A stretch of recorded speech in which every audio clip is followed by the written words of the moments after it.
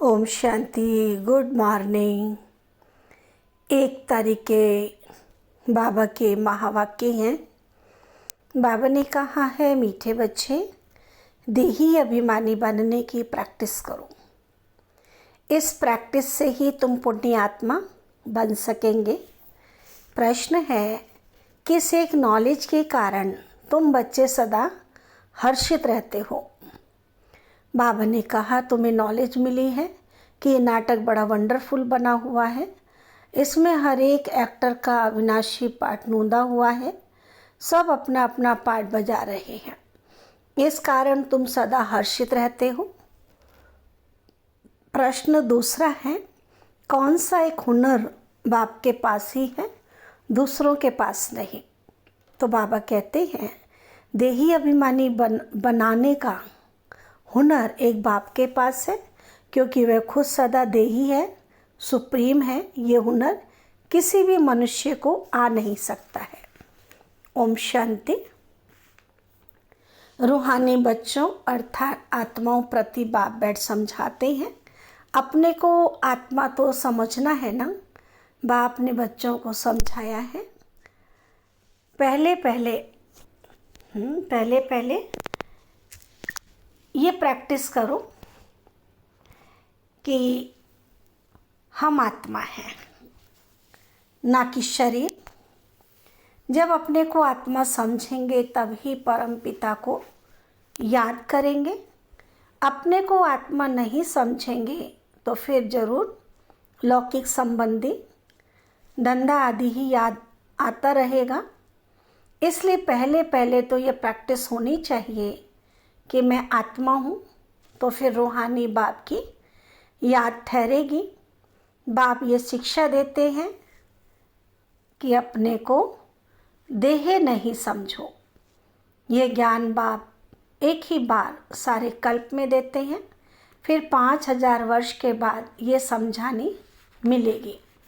तो अपने को आत्मा समझेंगे तो बाप भी याद आएगा। आधा कल्प तुमने अपने को देह समझा है, अब अपने को आत्मा समझना है। जैसे तुम आत्मा हो, मैं भी आत्मा ही हूँ, परंतु सुप्रीम हूँ। मैं हूँ ही आत्मा, तो मेरे को कोई देह याद पड़ती ही नहीं। ये दादा तो शरीरधारी है ना, वह बाप है निराकार। ये प्रजापिता ब्रह्मा तो साकारी हो गया। शिव बाबा का असली नाम है शिव। वह है ही आत्मा।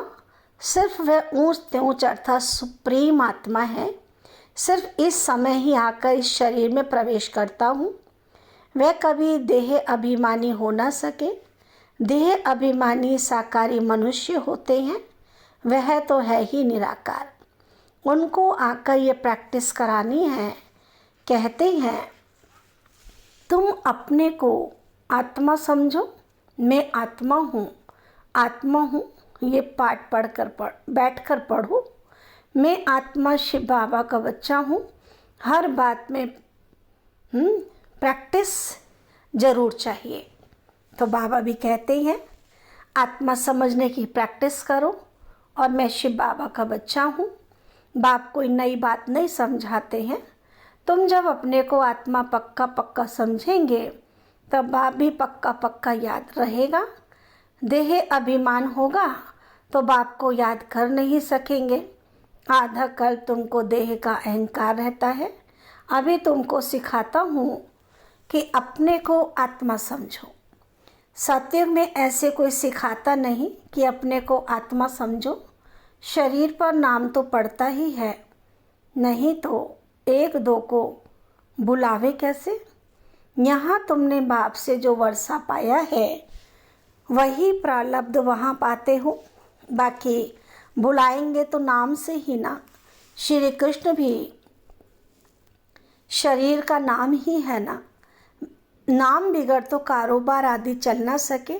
ऐसे नहीं कि वहाँ ये कहेंगे कि अपने को आत्मा समझो।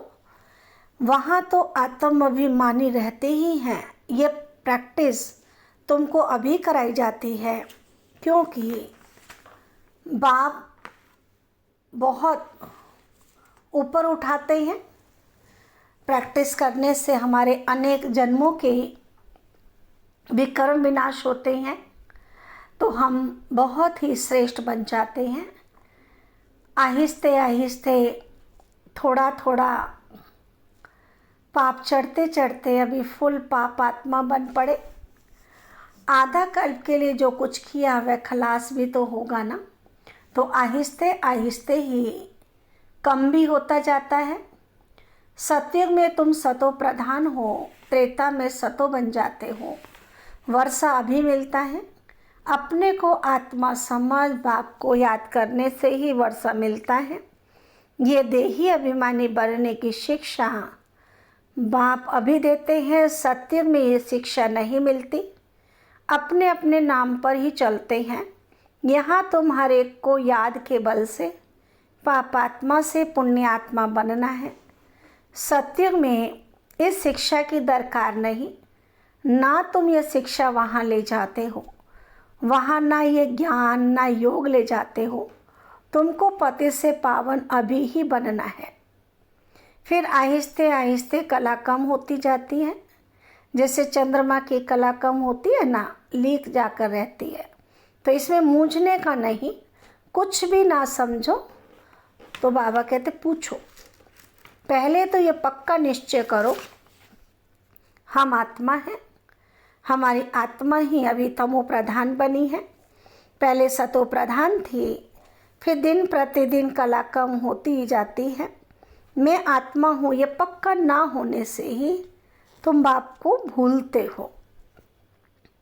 पहले पहले मूल बात ही यह है, आत्म अभिमानी बनने से बाप याद आएगा तो वर्षा भी याद आएगा। वर्षा याद आएगा तो पवित्र भी रहेंगे, दैवी गुण भी रहेंगे। एम ऑब्जेक्ट भी सामने है। ये है गॉडली यूनिवर्सिटी। भगवान पढ़ाते हैं। देही अभिमानी भी वही बना सकते हैं और कोई ये हुनर जानता ही नहीं। एक बाप ही सिखलाते हैं। ये दादा भी पुरुषार्थ करते हैं।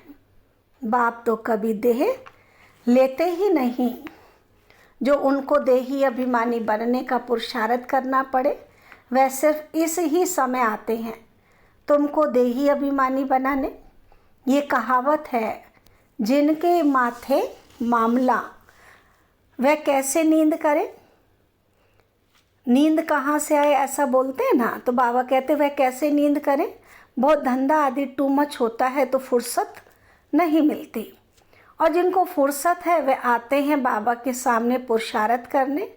कोई नए भी आते हैं, समझते हैं नॉलेज तो बड़ी अच्छी है। गीता में ये अक्षर है, मुझ बाप को याद करो तो तुम्हारे विकर्म विनाश हो जाएंगे। तो बाप ये समझाते हैं। बाप कोई को दोष नहीं देते, ये तो जानते हैं तुमको पावन से पतित बनना ही है और हमको आकर पति से पावन बनाना ही है। ये बना बनाया ड्रामा है, इसमें कोई के निंदा की बात नहीं। तुम बच्चे अभी ज्ञान को अच्छी रीति जानते हो और कोई भी ईश्वर को जानते ही नहीं, इसलिए निधन के नास्तिक कहलाए जाते हैं। अभी बाप तुम बच्चों को कितना समझदार बनाते हैं। टीचर रूप में शिक्षा देते हैं, कैसे ये सृष्टि का चक्र चलता है। ये शिक्षा मिलने से तुम भी सुधरते हो। भारत जो शिवालय था सो वैशाल्य है। इसमें गलाने की तो बात ही नहीं, ये खेल है जो बाप समझाते हैं। तुम देवता से असुर कैसे बने हो ऐसे नहीं कहते क्यों बने। बाप आए हैं बच्चों को अपना परिचय देने और सृष्टि का चक्र कैसे फिरता है ये नॉलेज देते हैं। मनुष्य ही जानेंगे ना। अभी तुम जानकर फिर देवता बनते हो। ये पढ़ाई है मनुष्य से देवता बनने की, जो बाप ही बैठ पढ़ाते हैं। यहाँ तो सब मनुष्य ही मनुष्य हैं, देवता तो इस सृष्टि पर आ नहीं सकते। तो टीचर बनकर पढ़ाएं। पढ़ाने वाला बाप देखो कैसे पढ़ाने आते हैं। गायन भी है, परमपिता परमात्मा कोई रथ लेते हैं। ये पूरा नहीं लिखते कि कौन सा रथ लेते हैं। त्रिमूर्ति का राज भी कोई समझते नहीं। परमपिता अर्थात परमात्मा वो जो है सो अपना परिचय तो देंगे ना। अहंकार की बात नहीं। ना समझने के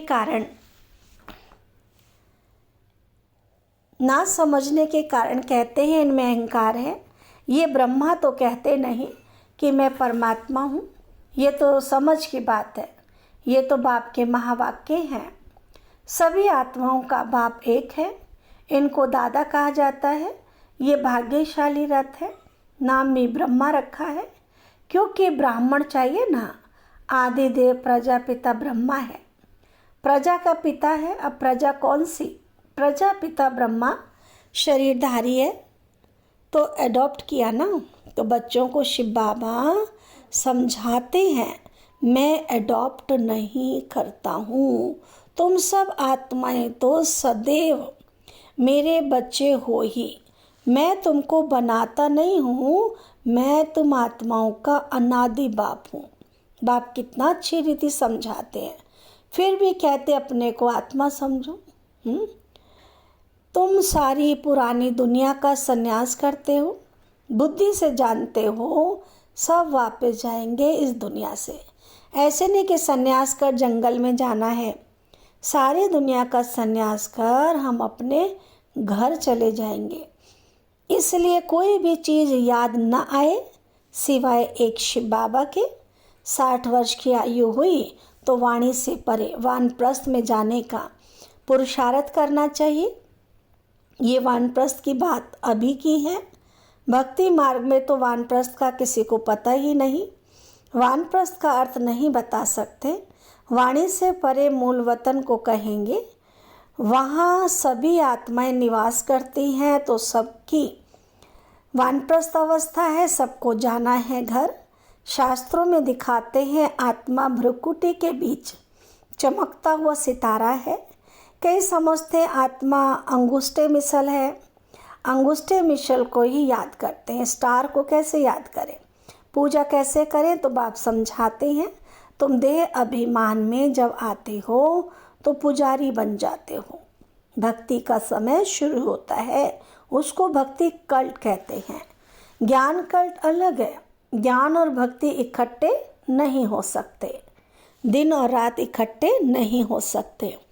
दिन सुख को कहा जाता है, रात दुख को, अर्थात भक्ति कहा जाता है। कहते हैं प्रजापिता का दिन और रात, तो प्रजा और ब्रह्मा जरूर दोनों ही इकट्ठे होंगे ना। तुम समझते हो हम ब्राह्मण ही आधा कल्प सुख भोगते हैं, फिर आधा कल्प दुख। ये बुद्धि से समझने की बातें हैं।